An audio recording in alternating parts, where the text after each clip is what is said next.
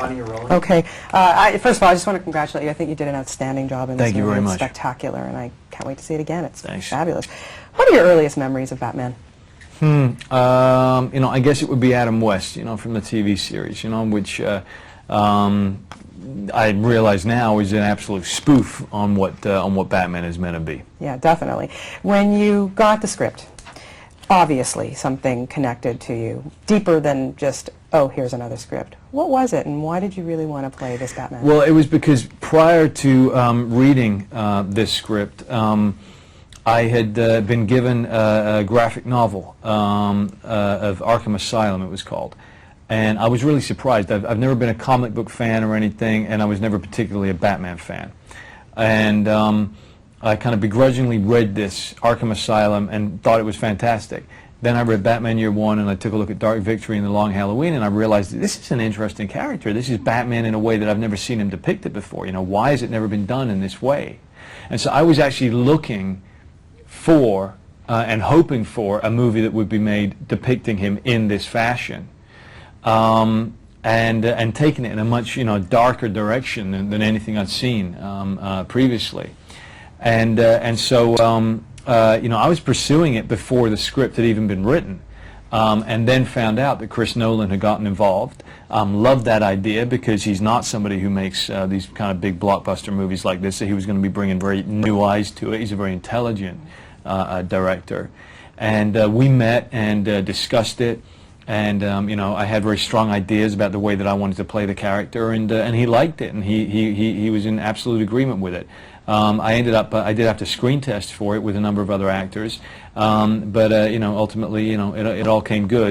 But so by the time that I actually was reading the script, I'd kind of become obsessed enough with it that I was sort of determined that I was going to be playing this character anyway, you know, regardless. Yeah, there's no doubt in everything I've seen you in. You're the one of the most dedicated actors I've ever seen on screen. Congratulations. I mean, The Machinist was... Then you come and you gain, you know, 60-odd pounds for this, and you're really into it. What ultimately was the biggest challenge playing this role for you? I mean, that was a challenge physically, you know, in getting there that fast, because actually losing the weight for The Machinist felt far healthier than having to gain the weight for Batman, which was done in a much more rapid fashion.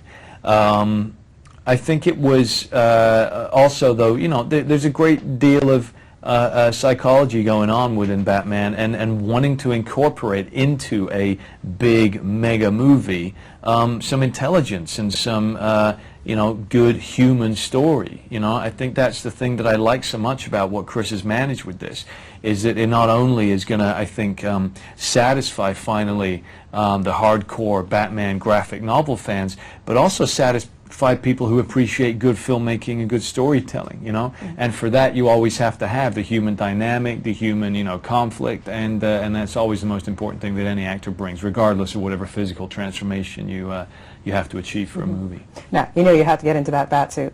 What was it like wearing it, and the first time you got into it? Did you, you know? The very first time, it actually wasn't my bat suit. It was for the screen test, and so it was one of the bat suits from the other Batman movies. So it was actually very uncomfortable because it didn't fit me properly, and it was too small.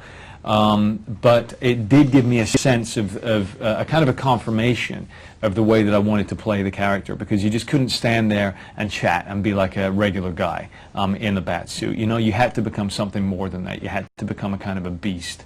And so by the time I actually got into the bat suit that was tailor-made for me, a whole lot more comfortable, much more lightweight as well, and breathable. Yes, very hot still, very sweaty. You know, the cowl gives you a splitting headache and everything, but you kind of use it, you know. You use that because Batman is not meant to be a real happy-go-lucky character. He's meant to be an incredibly intense, focused, rage-filled character, and you know what? Having a tight cowl on your head giving you that headache, it really helps with the performance. Yeah, I can imagine. Okay, that Batmobile, the coolest car I've ever seen on screen. Yeah, I mean, how no, cool was it being around that thing? That was a fantastic thing. You know, I saw it right from the get-go when they first started building it, and then seeing the final result. Like the movie, I think it shows you just how much of a different direction we've taken this Batman in, you know, because it looks nothing like the other Batmobiles. This one is completely practical. It's believable as being a military experiment that, you know, that the Pentagon decided not to fund. You know, it has this kind of stealth technology look to it, which, you know, and then it's kind of a blend of a Lamborghini and a Hummer mixed together.